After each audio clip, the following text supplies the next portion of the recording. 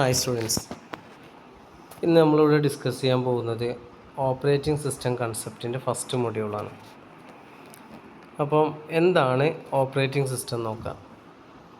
And operating system is A system software. ഒരു operating system എന്ന് പറഞ്ഞു കഴിഞ്ഞാൽ സിസ്റ്റം സോഫ്റ്റ്വെയർ ആണ്. നമുക്കറിയാം സോഫ്റ്റ്വെയർ രണ്ട് വിധമുണ്ട്. സിസ്റ്റം സോഫ്റ്റ്വെയർ ഉണ്ട്, ആപ്ലിക്കേഷൻ സോഫ്റ്റ്വെയർ ഉണ്ട്. അപ്പോൾ ഈ ആപ്ലിക്കേഷൻ സോഫ്റ്റ്വെയർ എന്ന് പറഞ്ഞു കഴിഞ്ഞാൽ നമുക്കറിയാമല്ലോ, ഈ ഒരു പെർട്ടിക്കുലർ ആപ്ലിക്കേഷന് വേണ്ടിയിട്ട് യൂസ് ചെയ്യുന്ന സോഫ്റ്റ്വെയർസാണ്. ഇപ്പോൾ വേർഡ്, എക്സൽ, ഫോട്ടോഷോപ്പ് ഇങ്ങനത്തെ സംഭവങ്ങളൊക്കെ എന്താണ് ആപ്ലിക്കേഷൻ സോഫ്റ്റ്വെയറാണ്. പക്ഷേ ഓപ്പറേറ്റിംഗ് സിസ്റ്റം എന്താണ്? ഒരു സിസ്റ്റം സോഫ്റ്റ്വെയറിന് എക്സാമ്പിളാണ് operating system. That act as A interface between user and computer hardware. ഇപ്പോൾ ഈ ഓപ്പറേറ്റിംഗ് സിസ്റ്റം എന്താണ്? ഒരു ഇൻ്റർഫേസ് ക്രിയേറ്റ് ചെയ്യാണ്. യൂസറും കമ്പ്യൂട്ടർ ഹാർഡ്വെയറും തമ്മിൽ എന്ത് ചെയ്യുക? ഒരു ഇൻ്റർഫേസ് ക്രിയേറ്റ് ചെയ്യാണ് ഓപ്പറേറ്റിംഗ് സിസ്റ്റം ചെയ്യുന്നത്. ഇപ്പോൾ താഴെ ഒരു ഇമേജ് കൊടുത്തിട്ടുണ്ടായിരുന്നു, യൂസർ, ഓപ്പറേറ്റിംഗ് സിസ്റ്റം, ഹാർഡ്വെയർ. അപ്പോൾ എന്ത് ചെയ്യാം? ഈ ഹാർഡ്വെയർ ഇപ്പോൾ സിസ്റ്റം അസംബിൾ ചെയ്ത് കഴിഞ്ഞ് കഴിഞ്ഞാൽ അതിൻ്റെ പാർട്സും കാര്യങ്ങളൊക്കെ നമ്മൾ കണക്ട് ചെയ്തു. മദർ ബോർഡ്, ഹാർഡ് ഡിസ്ക്, അതേപോലെ തന്നെ എല്ലാ ഡിവൈസുകളും നമ്മൾ എന്ത് ചെയ്തു? ഹാർഡ്വെയർ കോമ്പോണൻസൊക്കെ കണക്ട് ചെയ്തു. ഇനി ഇത് ഉപയോഗിക്കാൻ പറ്റുന്ന രൂപത്തിൽ എന്ത് ചെയ്യണം? വർക്ക് ചെയ്യണം. സംഭവങ്ങളൊക്കെ എല്ലാ ഡിവൈസുകളും തമ്മിൽ എന്ത് ചെയ്ത് കോർഡിനേറ്റ് ചെയ്ത് വർക്ക് ചെയ്യുന്ന രൂപത്തിലാക്കണം അല്ലേ? അപ്പോൾ അതിന് വേണ്ടിയിട്ടാണ് എന്ത് ചെയ്യുന്നത്? നമ്മൾ ഈ ഓപ്പറേറ്റിംഗ് സിസ്റ്റം ഇൻസ്റ്റാൾ ചെയ്യുന്നത്. ഈ ഓപ്പറേറ്റിംഗ് സിസ്റ്റം ഇൻസ്റ്റാൾ ചെയ്യുന്നതോട് കൂടി എന്ത് ചെയ്തു? ഈ ഹാർഡ്വെയറും യൂസറും തമ്മിലൊരു ഇൻട്രാക്ഷൻ എന്ത് ചെയ്തു? ഒരു ഇൻ്റർഫേസ് എന്ത് ചെയ്യുക? അവിടെ ക്രിയേറ്റ് ചെയ്യുകയാണ് ചെയ്യുന്നത്. അതോടെയാണ് അതിലൂടെ എന്ത് ചെയ്യും? ഡാറ്റാസ് കൊടുക്കുന്നത്, ഹാർഡ് ഡിസ്കിൽ സ്റ്റോർ ചെയ്യുന്നു, അതേപോലെ തന്നെ ഏതെങ്കിലും ആപ്ലിക്കേഷൻ സോഫ്റ്റ്വെയർ ലോഡ് ചെയ്യുന്നു, അതേപോലെ തന്നെ ഡാറ്റ കോപ്പി ചെയ്യുന്നു, നെറ്റ് ചെയ്യുന്നു, അങ്ങനത്തെ കാര്യങ്ങളൊക്കെ ചെയ്യുന്നത് എന്ത് ചെയ്യുക? Through operating സിസ്റ്റത്തിലൂടെയാണ്. ഓക്കെ, അപ്പോൾ എന്താണ് ഒരു ഓപ്പറേറ്റിംഗ് സിസ്റ്റം എന്ന് പറഞ്ഞു കഴിഞ്ഞാൽ? ഒരു സിസ്റ്റം സോഫ്റ്റ്വെയർ ആണ്. അതെന്താണ്? ഒരു ഇൻ്റർഫേസ് ആക്ട് ചെയ്യാണ്. യൂസറും കമ്പ്യൂട്ടർ ഹാർഡ്വെയറും തമ്മിലെ ഒരു ഇൻ്റർഫേസ് ആയിട്ടാണ് അത് ആക്ട് ചെയ്യുന്നത്. It manages all the resources of computers and provides an environment for running application programs. അപ്പോൾ എന്താ ഇറ്റ് മാനേജ് ഓൾ റിസോഴ്സസ്. ഇതിന് എല്ലാ റിസോഴ്സസിനും മാനേജ് ചെയ്യുന്നതും ഈ ഓപ്പറേറ്റിംഗ് സിസ്റ്റമാണ്. അതേപോലെ തന്നെ എന്ത് ചെയ്യുക? ആപ്ലിക്കേഷൻ സോഫ്റ്റ്വെയർ റൺ ചെയ്യാനുള്ള ഒരു എൻവയോൺമെൻറ്റും കൂടി ക്രിയേറ്റ് ചെയ്യണം. ഒരു സിസ്റ്റത്തിൽ എന്ത് ചെയ്യുക? ഒരു ആപ്ലിക്കേഷൻ സോഫ്റ്റ്വെയർ ഇല്ലയെന്ന് വിചാരിച്ചിട്ട് എന്ത് ചെയ്യില്ല? ആ സിസ്റ്റം വർക്ക് ചെയ്യാതിരിക്കില്ല. പക്ഷേ എന്താണ്? ഒരു ഓപ്പറേറ്റിംഗ് സിസ്റ്റം ഇല്ലെങ്കിൽ എന്താണ്? ആ സിസ്റ്റം എന്താവില്ല? വർക്ക് ചെയ്യില്ല.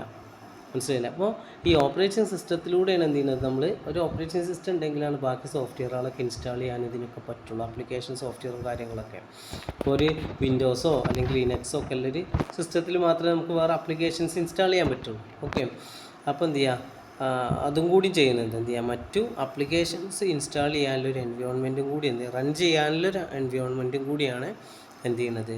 ഓപ്പറേറ്റിംഗ് സിസ്റ്റം എന്ന് പറഞ്ഞു കഴിഞ്ഞാൽ. It control hardware devices such as CPU, memory, keyboard, mouse and other storage devices.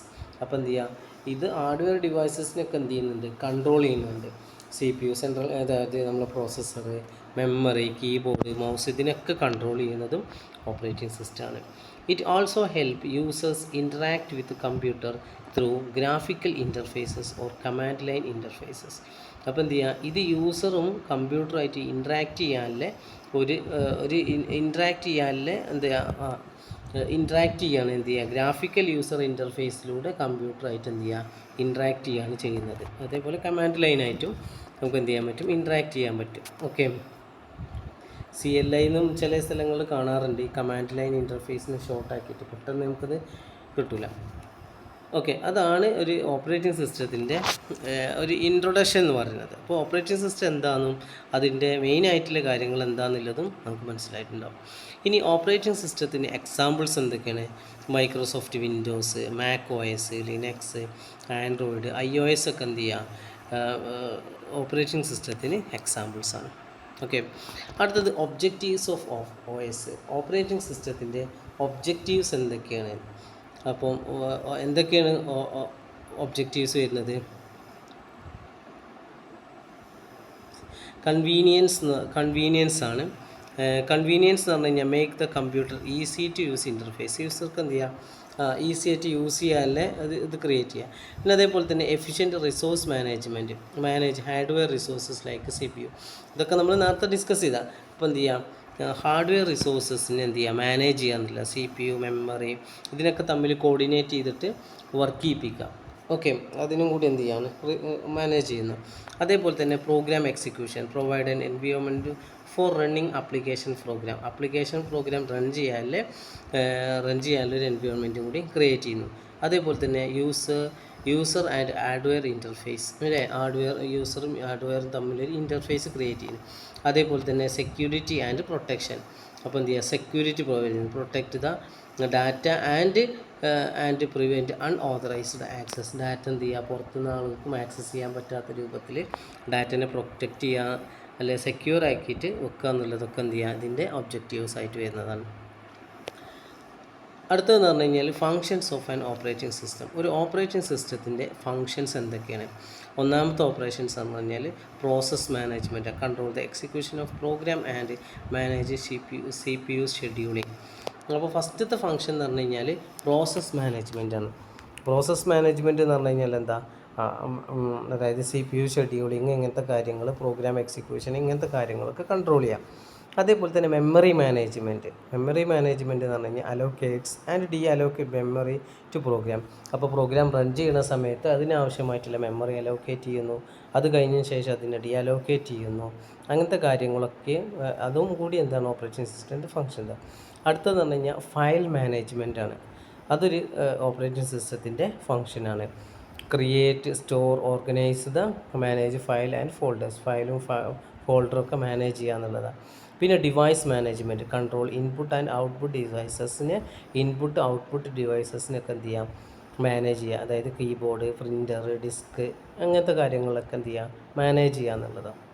പിന്നെ അടുത്തത് എന്ന് പറഞ്ഞു കഴിഞ്ഞാൽ security management, provide security to password and access control, security management. പിന്നെ യൂസർ ഇൻ്റർഫേസ്, യൂസറായിട്ടുള്ള ഇൻ്റർഫേസ് ക്രിയേറ്റ് ചെയ്യുക, എറർ ഡിറ്റക്ഷന്, റിസോഴ്സ് അലോക്കേഷൻസ് എന്ന് പറഞ്ഞു കഴിഞ്ഞാൽ ഓരോ കാര്യങ്ങളൊക്കെ എന്ത് ചെയ്യുക, അലോക്കേറ്റ് ചെയ്യുക എന്നുള്ളതാണ്. ഓരോ ഡിവൈസസും കാര്യങ്ങളൊക്കെ അലോക്കേറ്റ് ചെയ്യുക എന്നുള്ളതൊക്കെയാണ്. അപ്പോൾ ഓപ്പറേറ്റിംഗ് സിസ്റ്റത്തിൻ്റെ ഫങ്ഷൻസ് എന്തൊക്കെയാണ്? Process management, memory management, file management, device management, അതേപോലെ തന്നെ security management, user interface, error ഡിറ്റക്ഷന്, resource allocation, ഇതൊക്കെയാണ്. അപ്പം ഇതൊക്കെ പേരുകൊണ്ട് തന്നെ നമുക്ക് എന്ത് ചെയ്യാൻ പറ്റും, എന്താണെന്നില്ല നമുക്ക് എന്ത് ചെയ്യാൻ പറ്റും, എഴുതാൻ പറ്റും. ഈ ഫങ്ഷൻസ് ഓഫ് ഓപ്പറേറ്റിംഗ് സിസ്റ്റം ഒക്കെ ചിലപ്പോൾ ചോദിക്കാറുണ്ട്. ഓക്കെ, അപ്പം ഇതിൻ്റെ മെയിൻ ഹെഡിങ്ങുകളൊക്കെ നമ്മൾ പഠിക്കുക, അത് കഴിഞ്ഞതിന് ശേഷം അതിൻ്റെ അണ്ടർലോട്ട് എന്ത് ചെയ്താൽ മതി, നോക്കിയാൽ മതി. അപ്പോൾ ഇതാണ് ഓപ്പറേറ്റിംഗ് സിസ്റ്റത്തിൻ്റെ ഫങ്ഷൻസ് എന്ന് പറയുന്നത്.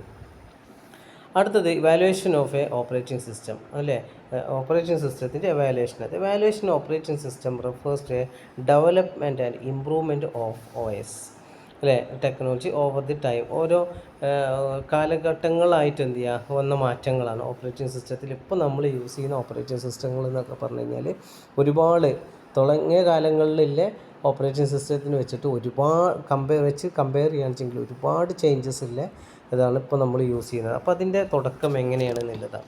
ആദ്യത്തെന്ന് പറഞ്ഞു കഴിഞ്ഞാൽ സീരിയൽ പ്രോസസ്സ് സിസ്റ്റം ആയിരുന്നു. 1940 ടു 1950 കാലഘട്ടത്തിൽ ഇതാണ് സീരിയൽ പ്രോസസ്സിംഗ് സിസ്റ്റം ആയിരുന്നു.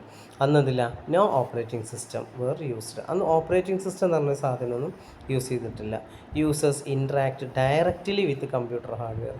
യൂസർ എന്ത് ചെയ്യുക, ഡയറക്റ്റായിട്ട് കമ്പ്യൂട്ടർ ഹാർഡ്വെയറിനെ ഇൻട്രാക്ട് ചെയ്യായിരുന്നു. Programs executed one at a time using punch card ഉപയോഗിച്ചിട്ട് എന്ത് ചെയ്യുക, ഒരു program at a time execute ചെയ്യുന്ന രൂപത്തിലാണ് എന്ത് ചെയ്യുന്നത്. Very slow and difficult to operate. ഭയങ്കര സ്ലോ ആയിരുന്നു, അതേപോലെ തന്നെ ഭയങ്കര ഡിഫിക്കൽട്ടായിരുന്നു. ഓപ്പറേറ്റിംഗ് സിസ്റ്റമോ കാര്യങ്ങളൊന്നുമില്ല, പഞ്ച് കാർഡ് ഉപയോഗിച്ചിട്ടൊക്കെയാണ് എക്സിക്യൂട്ട് ചെയ്യുന്നത്. അതായത് 1 by 1 ആയിട്ടേ ചെയ്യുള്ളൂ. അതുകൊണ്ട് തന്നെ സ്ലോ ആയിരിക്കും. അതേപോലെ തന്നെ എത്രയും കാര്യങ്ങളൊക്കെ ചെയ്യുന്നതുകൊണ്ട് അതായത് ഡയറക്റ്റായിട്ട് നമ്മൾ ഹാർഡ്വെയറായിട്ട് ഇൻറ്ററാക്ട് ചെയ്യാണ് യൂസ് ചെയ്ത്. അതുകൊണ്ട് എന്ത് ചെയ്യുക, ഭയങ്കര ഡിഫിക്കൽട്ടായിട്ട് ഇതിൻ്റെ ഓപ്പറേഷനും കാര്യങ്ങളൊക്കെ. അടുത്തതെന്ന് പറഞ്ഞു കഴിഞ്ഞാൽ ബാച്ച് ഓപ്പറേറ്റിംഗ് സിസ്റ്റം ആയിരുന്നു. Similar job were grouped into batch. അപ്പോൾ സിമിലർ ആയിട്ടുള്ള ജോബുകളൊക്കെ എന്ത് ചെയ്യുക, ഒരു ബാച്ചാക്കി ഒരു ഗ്രൂപ്പ് ചെയ്യും. ഒരു ഗ്രൂപ്പ് അത് ബാച്ചായിട്ട് എന്ത് ചെയ്യും. Job were executed automatically one after to another. അപ്പോൾ ഒന്ന് കഴിഞ്ഞതിന് ശേഷം എന്ത് ചെയ്യും, അപ്പോൾ ഇങ്ങനെ ഗ്രൂപ്പ് ചെയ്ത് അല്ലെങ്കിൽ ബാച്ച് ആക്കിയതുകൊണ്ട് എന്ത് ചെയ്യും, ഒരു ഓപ്പറേഷൻ കഴിഞ്ഞ് കഴിഞ്ഞാൽ അടുത്ത എന്ത് ചെയ്യുക, ഓട്ടോമാറ്റിക്കലി അടുത്ത ജോബ് എന്ത് ചെയ്യും, എക്സിക്യൂട്ട് ചെയ്യും. അങ്ങനെ ഒന്ന് കഴിഞ്ഞാൽ ഒന്ന് എന്നുള്ളത് reduce setup time and improve efficiency. അപ്പോൾ എന്ത് ചെയ്യുക, സെറ്റപ്പ് ടൈം കുറഞ്ഞു, അതേപോലെ തന്നെ എഫിഷ്യൻസി ഒക്കെ എന്ത് ചെയ്തു, ഇമ്പ്രൂവ് ചെയ്തു. No direct interaction between user and computer computer during execution. അപ്പോൾ എന്ത് ചെയ്യാം, ഡയറക്റ്റ് ഇൻട്രാക്ഷൻ ഒന്നും എന്തില്ലായിരുന്നു, ഡയറക്റ്റ് ഇൻട്രാക്ഷനോ കാര്യങ്ങളൊന്നും അതിലില്ലായിരുന്നു. ഓക്കെ, ഇതാണ്. അടുത്തത് പറഞ്ഞു കഴിഞ്ഞാൽ multi programming operating system. Multi programming work kept memory simultaneous. At a time എന്ത് ചെയ്യുക, മെമ്മറി ഒരു മെമ്മറി എന്ത് ചെയ്യുക, സൈമൾട്ടേനിയസ് ആയിട്ട് യൂസ് ചെയ്യുക എന്നുള്ളതാണ്. ഓക്കെ, പിന്നെ CPU switching between program and maximum. അപ്പോൾ മാക്സിമം യൂട്ടിലൈസേഷനും കാര്യങ്ങളൊക്കെ വന്നു. അതേപോലെ തന്നെ സിസ്റ്റത്തിൻ്റെ പെർഫോമൻസും ഒക്കെ കൂടി. അതേപോലെ തന്നെ ഐഡിയൽ ടൈമൊക്കെ റെഡ്യൂസ് ചെയ്തു. അങ്ങനെയൊക്കെ മൾട്ടി പ്രോഗ്രാമിംഗ് വന്നതോടുകൂടി എന്ത് ചെയ്തു, സൈമൾട്ടേനിയസ് ആയിട്ട് ഒരേ പ്രോഗ്രാം വർക്ക് ചെയ്യാം. മറ്റേതൊക്കെ എന്ത് ചെയ്യുക, ഒരു പ്രോഗ്രാം കഴിഞ്ഞതിന് ശേഷം അടുത്ത പ്രോഗ്രാം എക്സിക്യൂട്ട് ചെയ്യുക എന്നുള്ള രൂപത്തിലായിരുന്നു. അവിടുന്നൊക്കെ ചേഞ്ച് ചെയ്തു. ഒറ്റ ടൈമിന് 2 പ്രോഗ്രാമൊക്കെ എക്സിക്യൂട്ട് ചെയ്യുന്ന 2-3 പ്രോഗ്രാമൊക്കെ സൈമൾട്ടേനിയസ് ആയിട്ട് എക്സിക്യൂട്ട് ചെയ്യുന്ന രൂപത്തിൽ. അതുകൊണ്ട് തന്നെ മെമ്മറി എന്തുണ്ടാവും, ഷെയർ ചെയ്യേണ്ടി വരും അല്ലേ, മെമ്മറി യൂട്ടിലൈസേഷനും കാര്യങ്ങളൊക്കെ വന്നിട്ടുണ്ടാവും. അതുകൊണ്ട് തന്നെ ഫാസ്റ്റായി, ഐഡിയൽ ടൈമൊക്കെ റെഡ്യൂസ് ചെയ്തു. ഇങ്ങനത്തെ ചേഞ്ചസ് ഒക്കെ എന്ത് ചെയ്യുക, മൾട്ടി പ്രോഗ്രാമിംഗ് ഓപ്പറേറ്റിംഗ് സിസ്റ്റം വന്നതോടുകൂടി. പിന്നെ അടുത്ത എന്ത് ചെയ്യുക, അടുത്ത് വന്നതെന്ന് പറഞ്ഞു കഴിഞ്ഞാൽ ടൈം ഷെയറിംഗ് ഓപ്പറേറ്റിംഗ് സിസ്റ്റമാണ്. Multi users could use the system at A same time അല്ലേ, മൾട്ടി യൂസേഴ്സിന് ഉപയോഗിക്കാൻ പറ്റും. അതേപോലെ തന്നെ CPU time was shared among users. അപ്പോൾ എന്ത് ചെയ്യുക, CPU എന്ത് ചെയ്യുക, പല പല യൂസേഴ്സിന് എന്ത് ചെയ്തു, ഷെയർ ചെയ്യാൻ തുടങ്ങി. ഇൻട്രാക്ഷൻ അല്ലേ, പ്രൊവൈഡ് ഇൻട്രാക്റ്റ് കമ്പ്യൂട്ടിംഗ് എക്സ്പീരിയൻസ്. അപ്പോൾ എന്ത് ചെയ്യുക, ഇതിൽ എന്ന് പറഞ്ഞു കഴിഞ്ഞാൽ മൾട്ടിപ്പിൾ യൂസേഴ്സിന് എന്ത് ചെയ്യുക, അറ്റ് എ ടൈം ഉപയോഗിക്കാൻ പറ്റുന്ന രൂപത്തിലൊക്കെയാണ് ഇതിൽ വന്നത്. അതേപോലെ തന്നെ CPU ഷെയറിങ് എന്നുള്ള കൺസെപ്റ്റൊക്കെ എന്ത് ചെയ്യുക വന്നു ടൈം ഷെയറിങ് ഓപ്പറേറ്റിംഗ് സിസ്റ്റത്തിൽ. പിന്നെ അടുത്തതെന്ന് പറഞ്ഞു കഴിഞ്ഞാൽ പേഴ്സണൽ കമ്പ്യൂട്ടർ ഓപ്പറേറ്റിംഗ് സിസ്റ്റമാണ്. ഡെവലപ്ഡ് ഫോർ പേഴ്സണൽ കമ്പ്യൂട്ടേഴ്സ് അല്ലേ. പേഴ്സണൽ ഓപ്പറേറ്റിംഗ് സിസ്റ്റം എന്ന് പറഞ്ഞാൽ പേഴ്സണൽ കമ്പ്യൂട്ടേഴ്സിന് ഉപയോഗിക്കുന്ന രൂപത്തിലാണ്. User friendly graphical interfaces were introduced. അപ്പോൾ എന്ത് ചെയ്യുക, ഗ്രാഫിക്കൽ യൂസർ ഇൻ്റർഫേസ് ഒക്കെ എന്ത് ചെയ്തു, ഇൻട്രൊഡ്യൂസ് ചെയ്യാൻ തുടങ്ങി. അപ്പോൾ നമ്മളെ വിൻഡോസ് ൻ്റെ ഓപ്പറേറ്റിംഗ് സിസ്റ്റം ഒക്കെ വരാൻ തുടങ്ങി. വിൻഡോസ് എന്ന് പറഞ്ഞു കഴിഞ്ഞാൽ 95, 98 കാലഘട്ടത്തിൽ നിന്ന് ഇങ്ങോട്ടായിരിക്കും ഗ്രാഫിക്കൽ യൂസർ ഇൻ്റർഫേസ് വന്നത്. വിൻഡോസ് 2000 ഉണ്ടായിരുന്നു എനിക്ക്. വിൻഡോസ് 98 മുതലാണ്, 95, 98 ഒക്കെ മുതലാണ് ഗ്രാഫിക്കൽ. അതുവരെ ഡോസ് ആയിരുന്നു, ഡിസ്ക് ഓപ്പറേറ്റിംഗ് സിസ്റ്റം. നമുക്കറിയില്ലേ, നമ്മൾ സിയിലൊക്കെ പ്രോഗ്രാം എക്സിക്യൂട്ട് എൻ്റർ ചെയ്യുന്ന നമ്പർ എന്നൊക്കെ പറയുമ്പോൾ ബ്ലാക്ക് ആൻഡ് വൈറ്റിലല്ലേ. അതേപോലെ തന്നെ നമുക്ക് അതിലുണ്ട്. നമ്മൾ വിൻഡോസിലൊക്കെ ഉണ്ടല്ലോ disk operating system, DOS, command prompt എന്ന് പറയും. ആ രൂപത്തിലുള്ള ഓപ്പറേറ്റിംഗ് സിസ്റ്റം. അവിടുന്ന് പിന്നെ മാറി നമ്മൾ വിൻഡോസ് എന്ന ഈ രൂപത്തിലോട്ടൊക്കെ മാറിയത് 95, 98 ഒക്കെ അങ്ങനെയാണ് വന്നത്. പിന്നെ ഗ്രാഫിക്കലായിട്ട് ഏറ്റവും കൂടുതൽ ചേഞ്ചസ് വന്നത് എവിടുന്നാന്ന് ചോദിച്ചു കഴിഞ്ഞാൽ വിൻഡോസ് XP മുതലാണ് ഗ്രാഫിക്കലായിട്ടുള്ളൊരു തകർത്ത്, അതായത് ഗ്രാഫിക്കലി അത്രത്തോളം അങ്ങോട്ട് വരാൻ തുടങ്ങിയത് വിൻഡോസ് XP മുതൽ പിടിച്ചാണ്. വിൻഡോസ് XPൻ്റെ അവിടെ നിന്ന് ഇങ്ങോട്ടാണ് അട്രാക്റ്റീവായിട്ട് വന്നത്. അപ്പം ഈ പേഴ്സണൽ കമ്പ്യൂട്ടർ ഓപ്പറേറ്റിംഗ് സിസ്റ്റത്തിൻ്റെ അവിടെ നിന്നൊക്കെയാണ് എന്ത് ചെയ്യുന്നത്, ഗ്രാഫിക്കൽ യൂസർ ഇൻ്റർഫേസൊക്കെ എന്ത് ചെയ്തു, യൂസ് ചെയ്യാമെന്ന്. ബട്ടൺസ്, ഐക്കൺസ്, ഇങ്ങനത്തെ കാര്യങ്ങളൊക്കെ ഉപയോഗിക്കാൻ തുടങ്ങി. അതേപോലെ തന്നെ മൈക്രോസോഫ്റ്റ് വിൻഡോസ്, അതേപോലെ മൈക്രോസോഫ്റ്റ് വിൻഡോസൊക്കെ എന്ത് ചെയ്യുക, അതിന് എക്സാമ്പിളാണ്. ഈ MS-DOS ഗ്രാഫിക്കൽ യൂസർ ഇൻ്റർഫേസ് അല്ല കേട്ടോ, ഗ്രാഫിക്കൽ യൂസർ ഇൻ്റർഫേസ് ആണ്. എന്താ അറിയില്ല, എക്സാമ്പിൾസ് അങ്ങനെ കൊടുത്തിരിക്കുകയാണ്. അതെന്താണെന്ന് ചോദിച്ചു കഴിഞ്ഞാൽ പേഴ്സണൽ കമ്പ്യൂട്ടർ ഓപ്പറേറ്റിംഗ് സിസ്റ്റം ആയതുകൊണ്ടാണ് ഈ DOS അതിൽ കൊടുത്തിരിക്കുന്നത്. പക്ഷേ ഗ്രാഫിക്കൽ യൂസർ ഇൻ്റർഫേസ് ആയിട്ടല്ല അത് വരുന്നത് കേട്ടോ. പിന്നെ മോഡേൺ ഓപ്പറേറ്റിംഗ് സിസ്റ്റംസ് ഏതൊക്കെയാണ്. പിന്നെ അടുത്തതെന്ന് പറഞ്ഞു കഴിഞ്ഞാൽ മോഡേൺ ഓപ്പറേറ്റിംഗ് സിസ്റ്റമാണ്. മോഡേൺ ഓപ്പറേറ്റിംഗ് സിസ്റ്റം എന്ന് പറഞ്ഞു കഴിഞ്ഞാൽ മൾട്ടി ടാസ്കിങ് ആണ്. അതേപോലെ തന്നെ നെറ്റ്വർക്ക് സെക്യൂർ ആണ്, ക്ലൗഡ് സപ്പോർട്ടിംഗ് ഉണ്ട്, അതേപോലെ തന്നെ മൊബൈൽ കമ്പ്യൂട്ടിങ്, ഇങ്ങനത്തെ കാര്യങ്ങളൊക്കെ എന്ത് ചെയ്തു അതിൽ വന്നു. അപ്പോൾ ഈ മോഡേൺ ഓപ്പറേറ്റിംഗ് സിസ്റ്റം എന്ന് പറഞ്ഞു കഴിഞ്ഞാൽ അടുത്തൊരു പോയിൻ്റാണ് കേട്ടോ. അപ്പോൾ അത് അലൈൻമെൻറ്റിൽ മാറിപ്പോയതാണ്. അപ്പോൾ ഇത്രയാണ് എന്ത് ചെയ്യുന്നത് ഇതിൽ വരുന്നത്. ഓക്കെ, അപ്പം എന്തൊക്കെയാണ് വാല്യുവേഷൻ ഓപ്പറേറ്റിംഗ് സിസ്റ്റം എന്ന് പറഞ്ഞു കഴിഞ്ഞാൽ serial processing system, batch operating system, അതേപോലെ തന്നെ multi programming operating system, time sharing operating system, അതേപോലെ തന്നെ personal computer operating system, modern operating system ഒക്കെ എന്ത് ചെയ്യുന്നത് ആണ്. ഇപ്പോൾ നമ്മൾ മോഡേൺ ഓപ്പറേറ്റിംഗ് സിസ്റ്റത്തിൻ്റെ അതിലോട്ടാണ് വന്നിരിക്കുന്നത്. ഓക്കെ, അപ്പം ശരിക്കും നോക്കിയിട്ട് എന്ത് ചെയ്യുക, പഠിക്കാം. ഓക്കെ, അപ്പോൾ അടുത്ത ടോപ്പിക്ക് നമുക്ക് എന്ത് ചെയ്യാം, അടുത്ത ഇതിൽ നമുക്ക് എന്ത് ചെയ്യാം, ഡിസ്കസ് ചെയ്യാം. Okay, thank you.